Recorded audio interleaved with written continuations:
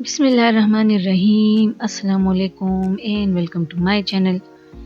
उम्मीद है सारे लोग अच्छे से होंगे। अल्लाह ताला हम सबको आप सब समेत अपने अपने घरों में हमेशा खुश और आबाद रखे, आमीन सुम्मा आमीन। अगर मेरे चैनल पे नए हैं तो प्लीज़ इसको सब्सक्राइब करें। अगर वीडियो पसंद आती है तो लाइक करें, शेयर करें। तो जैसे कि आप लोगों को नज़र आ रहा है, ये चाट है। आज मैं आप लोगों के साथ ये ज़बरदस्त सी चाट, उसकी रेसिपी शेयर करने वाली हूँ। किसी भी स्टेप को मिस मत कीजिएगा, ये बहुत ज़बरदस्त रेसिपी है रमज़ानों के लिए। तो चलिए हम इसको बनाना शुरू करते हैं।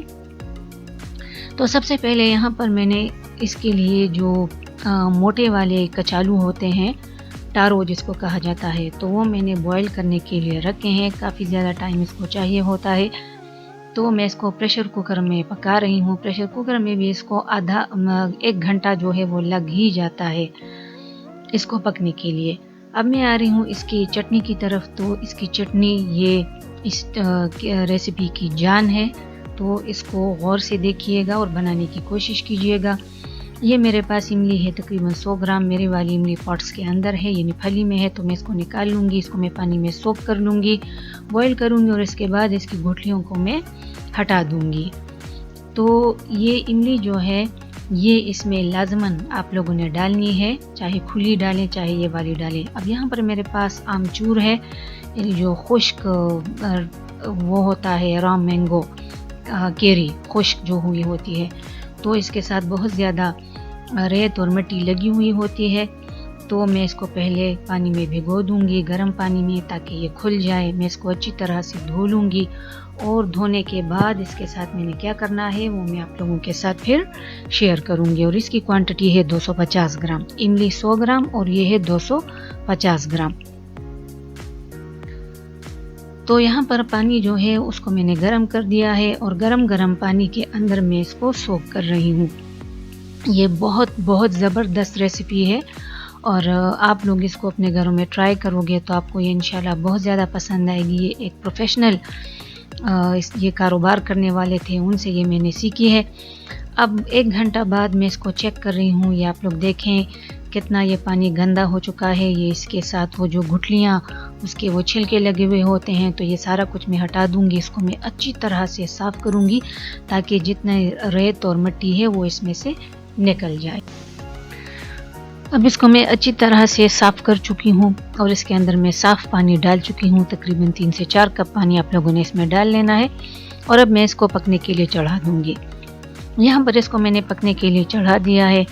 आंच जो है उसका ख्याल रखें, हाई फ्लेम पे इसको हमने नहीं पकाना, जो मीडियम फ्लेम है उस पर हम इसको पकाएंगे। और इसके साथ ही मैं इसमें डाल रही हूँ 1 बड़े साइज़ की प्याज की, जिसको मैंने स्लाइसेस में कट किया है। और इसके साथ ही मैं इसमें डाल दूँगी 1 टीस्पून के बराबर साबुत ज़ीरा। तो फ़िलहाल ये 2 चीज़ें इसमें डाल के इसको पकने के लिए छोड़ दें। और जब केरियाँ नरम हो जाएंगी तो इसके बाद हम इसके अगले स्टेप की तरफ जाएंगे। तकरीबन आधा घंटा बाद मैं इसको चेक कर रही हूँ। ये आप लोग देख लें, इसके साथ जो केरी की जो बीज हैं उसकी वो छिलके ये इसके साथ लगे हुए हैं, तो इसको रिमूव कर लें क्योंकि नरम होके ये इसमें से निकल आते हैं। इसकी और भी हम लोग सफाई सुथराई जो है वो करेंगे। अब यहाँ पर जब ये ठंडा हो गया तो ठंडा होने के बाद ये सारी की सारी गुठलियाँ वगैरह वो मैंने हटा दी। इसके साथ नहीं पीसेंगे वरना तो ये इसके जायके को ख़राब करेंगे, ये इसको कड़वा कर देती हैं। तो ये सारा कुछ इसमें से मैंने हटा दिया है बॉयल करने के बाद और उसको ठंडा करने के बाद। अब मैं इसका पेस्ट जो है वो बना लूँगी हैंड ब्लेंडर की मदद से। तो बाकी की चीज़ें हम लोग इसमें बाद में डालेंगे। और ये बिल्कुल मुकम्मल तौर पे नरम हो चुकी हैं हमारी केरियाँ, तो ये बहुत आसानी के साथ इसका पेस्ट बन जाएगा। तो अब मैं इसका पेस्ट जो है वो बनाने के लिए जा रही हूँ।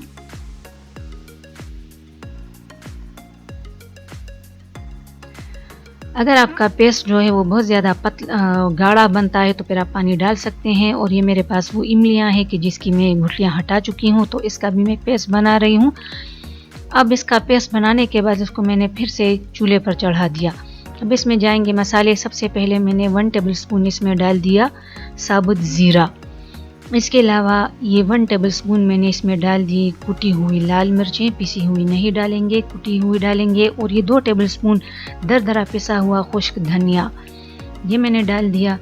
और 1 टेबलस्पून मैंने इसके अंदर डाल दिया काला नमक। अगर पिंक सॉल्ट है तो वो भी डाल सकते हैं, और नमक जो है वो आप लोग टू टेस्ट डालेंगे। अब इसको मैंने पका दिया तकरीबन आधे घंटे तक लो फ्लेम पे। और जब इसको मैंने पकाया तो अब एंड में मैं इसके अंदर मैंने डाल दिया ऑरेंज कलर। इसके अलावा इमली का वो पल्प जो हम लोगों ने उसका पेस्ट बनाया था, ये 3/4 कप के बराबर मैंने डाल दिया इसमें सिरका। और इसके साथ ही ये 1 टेबलस्पून भर के पिसा हुआ ताज़ा लहसुन। तो ये चीज़ें डाल लेने के बाद हम फ्लेम को ऑफ करेंगे, मज़ीद हम लोग इसको नहीं पकाएंगे। तो अगर बहुत गाढ़ी है तो आप पानी डाल सकते हैं, और नमक जो है, नमक मिर्चे, वो फिर चेक कर लीजिएगा। तो ये हमारी चटनी रेडी हुई। अब मैं फिर से आ रही हूँ अपने उसकी तरफ जो कचालू हैं। तो मैंने एक यूट्यूबर जो कि काफ़ी रिनाउंड यूट्यूबर था, कराची से वो आया था, और यहाँ मर्दान में उसने एक ठेले वाले से ये चाट ख़रीदी। तो ये चीज़ उसके लिए बहुत ज़्यादा अनयूजुअल थी। उसने पहले कभी इस चाट के मुतालिक नहीं सुना था, हालांकि ये चाट आम यहाँ मर्दान में ये बनता है और लोग इसको ख़रीद के लेके जाते हैं। तो ये देखें, मैं इसको बॉईल कर चुकी हूँ, और ये मैं छुरी से इसके अंदर मैंने छुरी डाल दी, वो काफ़ी आसानी के साथ इसके अंदर चली गई। इट मीन्स कि ये हमारी बिल्कुल पक चुकी हैं। तो अब मैं इसको साफ़ करने जा रही हूँ। जब ये ठंडी हो गई तो मैं इसको साफ़ करने के लिए जा रही हूँ। ये मैं तफसील के साथ इसलिए बता रही हूँ क्योंकि जो बंदा था और उसने कभी इस चाट के मुतालिक नहीं सुना था, तो हो सकता है कि ढेर सारे लोग इसके मुतालिक ना जानते हों। तो इसको हमने मोटा मोटा इस तरह से इसको पील ऑफ करना है, इसको हमने छीलना है। ये बॉयल है तो सारे के सारे जो हैं उसका पहले से छिलका हटा दें। अगर कहीं पे दाग वगैरह लगे हुए हैं तो उसको भी हटा दें। फिर आप लोग इसको जब सारे साफ़ हो जाएं तो फिर नल के नीचे इसको एक मरतबा फिर धो लें, क्योंकि इसमें बहुत ज़्यादा वो चिपचिपाहट सी होती है। स्टार्च इसमें बहुत ज़्यादा वो स्टार्ची से ये होते हैं, तो ये अच्छी तरह से नल के नीचे साफ़ हो जाते हैं दोबारा। फिर आपके पीसेस जो हैं वो बहुत ही नीट एंड क्लीन आपके पास कट के आते हैं। ये सारे के सारे जब मैंने छील लिए तो इसको मैंने नल के नीचे से एक मरतबा फिर से धो लिया। अब ये अच्छी तरह से साफ़ हो चुके हैं। अब इसके काटने के लिए भी एक टिप है।